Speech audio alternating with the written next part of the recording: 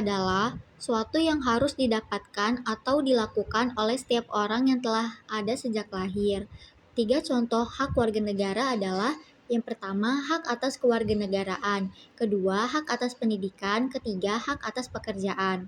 Lalu, kewajiban adalah tindakan yang harus dilakukan seseorang, baik secara hukum maupun moral. Kewajiban dapat dikaitkan dengan norma dan aturan yang berlaku. Tiga contoh kewajiban warga negara adalah: satu, mematuhi hukum dan peraturan; dua, membayar pajak; tiga, membela negara. Nah, kali ini aku udah sama dua kakak mahasiswa nih. Kita kenalan dulu yuk. Halo, nama aku Erlin Lara Simanung Khalid. Halo, perkenalkan nama aku Alfa Ratuti Sopan. Nah, kali ini kita mau nanya nih ke mereka berdua, apa sih pengertian dari hak dan kewajiban?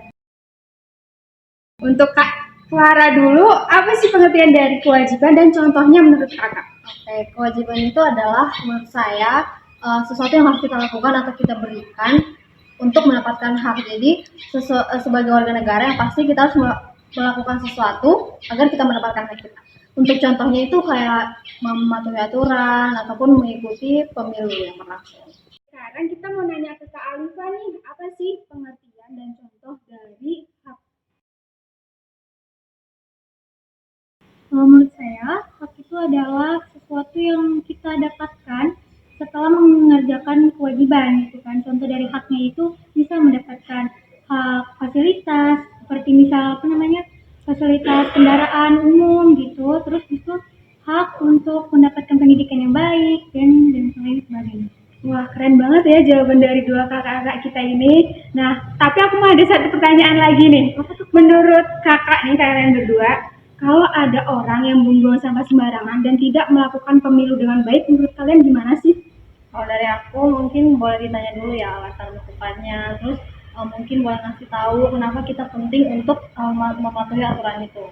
Baik, untuk kakak sendiri, dari contoh dua tadi itu, menurut saya itu adalah suatu hal yang orang yang tidak melakukan kewajiban gitu kan. Mungkin bisa jadi karena kurangnya edukasi dan lain sebagainya yang membuat dia jadi nggak membuang sampah dan tidak ikut pemilu gitu. Baik, terima kasih Kak Clara dan Kak Alifa. Sama-sama.